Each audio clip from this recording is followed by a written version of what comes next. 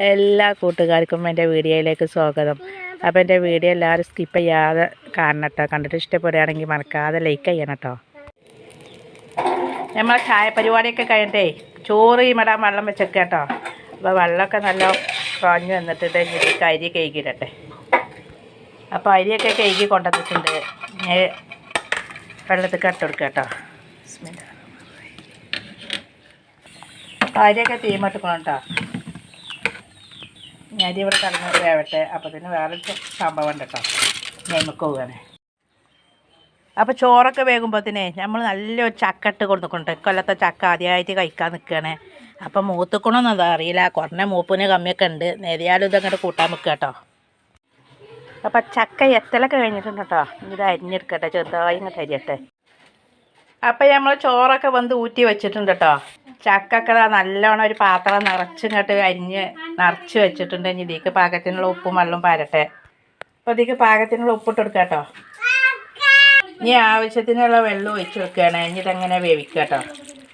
അപ്പം അതിങ്ങനെ അടുപ്പത്ത് വെച്ചിട്ടുണ്ടെങ്കിൽ നമ്മൾ മഞ്ഞപ്പൊടിയൊന്നും ഇടണില്ല കേട്ടോ. മഞ്ഞപ്പൊടിയൊന്നും ഇട്ടാൽ ഇവിടെ ഇഷ്ടമൊന്നുമില്ല. അപ്പോൾ അങ്ങനെ തേങ്ങ അരിക്കുകയാണ്. കമ്മിയാണെങ്കിലും നല്ലോണം വെന്ത് തുടങ്ങി. ഇതിലേക്ക് നമ്മൾ അരിച്ചും കൂടി വെക്കണം. തേങ്ങയ്ക്ക് ഞാൻ കൂട്ടിക്കണത് ചെറിയ ജീരകവും 3-4 പച്ചമുളകും ചെറിയ ഉള്ളിയും കൂടിയും കൂട്ടി വെച്ചതാട്ടോ. അപ്പോൾ നമ്മളെ കൂട്ടാനൊക്കെ ഇവിടെ റെഡി ആക്കണം കേട്ടോ. അപ്പോൾ കുറേ കാലത്തിന് ശേഷം നമ്മൾ കഞ്ഞി കുടിച്ചിട്ട് നിന്നാണ് കേട്ടോ. അപ്പോൾ രാവിലത്തെ ചായ കഴിഞ്ഞാൽ ഉച്ചക്കത്തെ ചോറൊക്കെ തിന്നലുള്ളൂ. കഞ്ഞിയൊന്നും കുടിക്കലില്ല. അന്ന് ചക്ക കൂട്ടാൻ കണ്ടപ്പോഴേ കഞ്ഞിയൊക്കെ കുടിച്ചാണ്. അതിലേക്ക് നല്ലൊരു സമ്മന്തി ഉണ്ട്. സമ്മന്തി എന്താണെന്ന് വെച്ചാലേ ചെറിയ ഉള്ളിയും ചുട്ട മുളകും ഉണക്കൽ മീനും കൂടിയും കൂട്ടി അരച്ച സമ്മന്തി കേട്ടോ. അപ്പോൾ അതും ഇതിലേക്ക് നല്ല കോമ്പിനേഷനാണ്. അപ്പോൾ ഒന്ന് കാലങ്ങൾക്ക് ശേഷം ഒന്ന് കഞ്ഞി കുടിച്ചു കേട്ടോ. അപ്പോൾ നമ്മൾ കഞ്ഞി കഴിഞ്ഞിട്ട് നമുക്ക് കുറേ നേരം വെച്ച് പണിയെടുക്കാൻ നല്ലൊരു സംഭവം കിട്ടിയിട്ടുണ്ട്. അപ്പോൾ അതഞ്ഞി ഉണ്ടാക്കാനുള്ളതാണ് ബത്തൾ. ഈ ബത്തളാണെങ്കിൽ നന്നാക്കാനുള്ളത്. കഞ്ഞി കഴിഞ്ഞിട്ട് ഇതിന്മേൽ കുറേ നേരം ഇരിക്കണം. അപ്പം മീനൊക്കെ ഇതാ പൊരിച്ചുകൊണ്ടിരിക്കുകയാണ്. ഇവിടെ കുറച്ച് പൊരിച്ചെടുത്ത് വെച്ചിട്ടുണ്ട്. ഇത് ലാസ്റ്റത്തെയാണ്.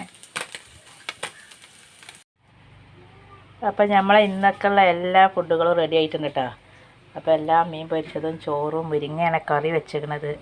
ചക്കക്കൂട്ടാനും ഇത്രയുള്ളൂ കേട്ടോ. അപ്പോൾ വീഡിയോ എല്ലാവർക്കും ഇഷ്ടപ്പെട്ടെന്ന് വിചാരിക്കണം. ഇഷ്ടപ്പെട്ടാൽ ലൈക്ക് ചെയ്യാൻ മറക്കരുത് കേട്ടോ.